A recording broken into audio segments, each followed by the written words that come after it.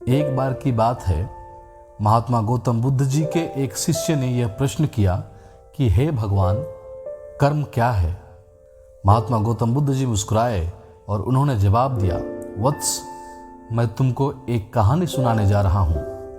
इस कहानी के माध्यम से तुम सभी शिष्य यह समझ जाओगे कि कर्म क्या है। उसके बाद महात्मा गौतम बुद्ध ने कहानी सुनाई कि एक राजा था। वह अपने मंत्री के साथ देश का भ्रमण करने निकला।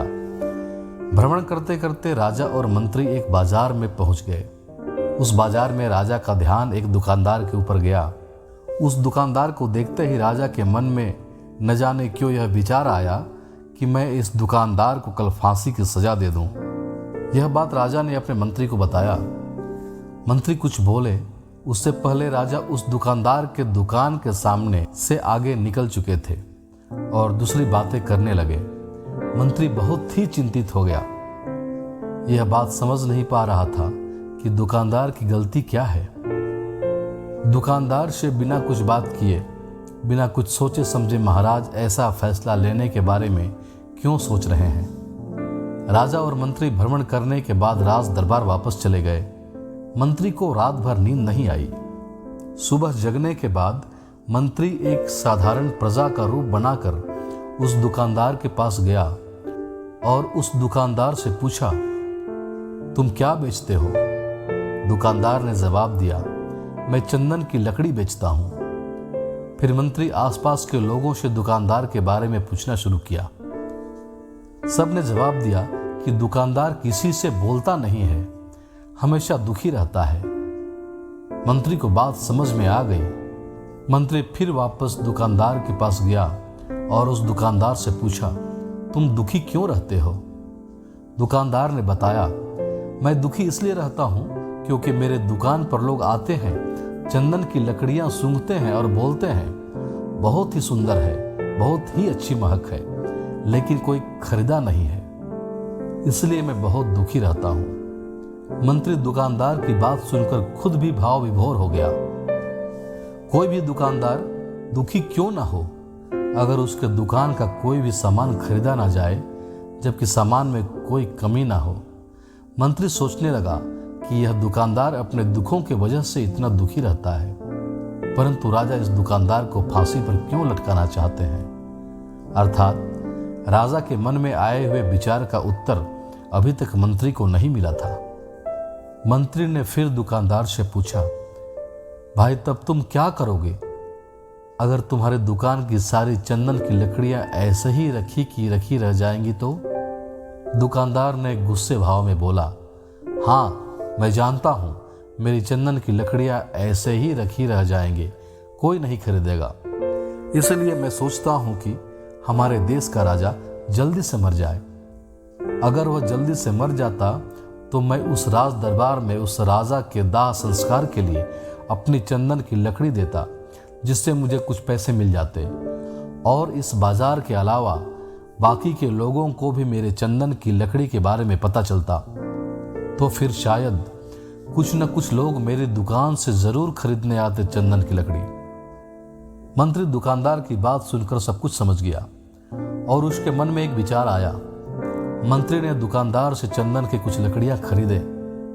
इस खरीदारी से दुकानदार को कुछ पैसे भी मिल गए और वह थोड़ा खुश भी हो गया। मंत्री चंदन की लकड़ियों को लेकर वापस राज दरबार चला गया। राज दरबार पहुंचकर मंत्री ने उन चंदन की लकड़ियों को राजा के समक्ष रख दिया और बोला कि हे राजन, ये चंदन की लकड़ियां उसी दुकानदार ने आपको भेंट किया है जिस दुकानदार को आप फांसी देने के लिए सोच रहे थे। राजा उन चंदन को सूंघे और सूंघने के बाद बड़े ही प्रसन्न हुए। उन्होंने कहा, यह चंदन की लकड़ियां बहुत ही ज्यादा खुशबूदार हैं। दुकानदार के इस अनोखे भेंट से राजा बहुत खुश हुए और मंत्री को कुछ स्वर्ण मुद्राएं दिए और बोले, जाओ उस दुकानदार को इस स्वर्ण मुद्राएं इनाम में दे देना और बोलना कि आज के बाद महल में जब कभी भी चंदन की लकड़ी की जरूरत पड़ेगी तब तुम्हारे दुकान से ही चंदन की लकड़ी ली जाएगी।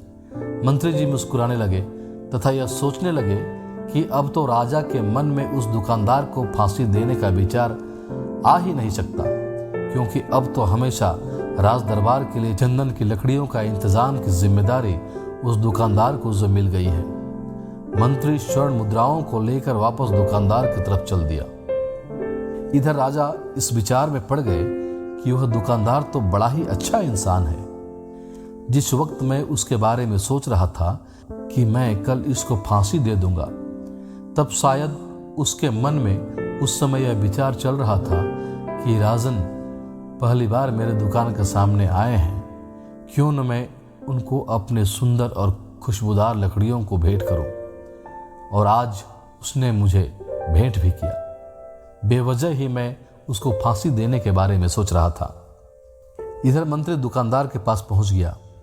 मंत्री ने राजा के द्वारा दी गई स्वर्ण मुद्राओं को दुकानदार को देते हुए कहा, जिन चंदन की लकड़ी को कल मैं खरीद कर ले गया था, उन चंदन की लकड़ियों को राजा ने बहुत पसंद किया और इनाम के तौर पर तुमको कुछ स्वर्ण मुद्राएं दिए हैं। दुकानदार बहुत ही खुश होने लगा। साथ ही साथ मंत्री ने उस दुकानदार को यह भी बताया कि आज के बाद राज दरबार में जब कभी भी चंदन की लकड़ियों की ज़रूरत पड़ेगी तो सारी चंदन की लकड़ियां तुम्हारे दुकान से ली जाएगी। दुकानदार मंत्री की बात सुनकर बहुत ही खुश हो गया। मंत्री ने दुकानदार से पूछा, क्यों भाई, तुम तो राजा के बारे में इतना बुरा भला सोचते थे, लेकिन राजा देखो तुम्हारे कितनी चिंता करते हैं। राजा कितने अच्छे हैं। राजा अपनी प्रजा के बारे में कभी भी गलत नहीं सोचते हैं। दुकानदार मंत्री की बात से सहमत हो गया और बहुत दुखी हुआ।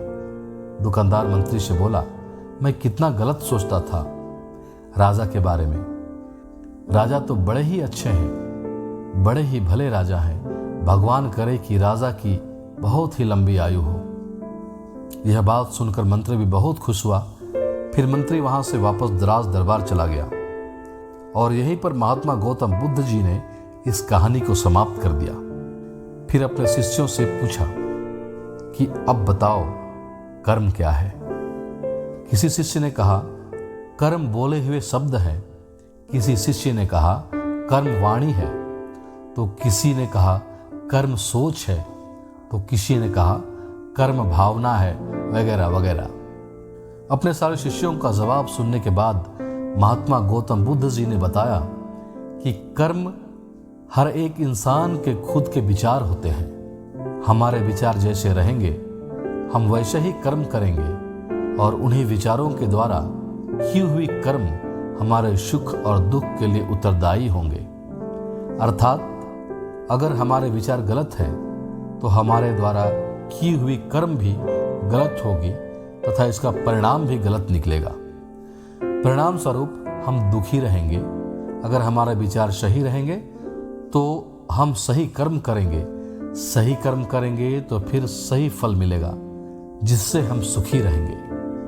तो दोस्तों, इस कहानी से हमने यह सीखा कि अगर हमारे विचार सही रहेंगे, निष्पाप रहेंगे, तो उन्हीं निष्पाप और सही सोच की वजह से ली गई हर फैसला सही होगा। जब सही फैसला लेंगे तब वो हमारे द्वारा की हुई सही कर्म होगी। जब सही कर्म होगी तो सही परिणाम मिलेगा, जिसके वजह से हम सुखी रहेंगे, हम खुश रहेंगे। तथा इसी जगह पर अगर हमारे विचार गलत रहेंगे तो हमारे द्वारा ली गई फैसला भी गलत होगी और किया गया कर्म भी गलत होगा, जिससे दुष्कर्म कहा जाता है। और उन्हीं दुष्कर्म की वजह से परिणाम भी गलत मिलेगा। जब दुष्परिणाम मिलेगा तब हम दुखी रहेंगे, परेशान रहेंगे। सही कर्म सुख देगा और दुष्कर्म दुख देगा।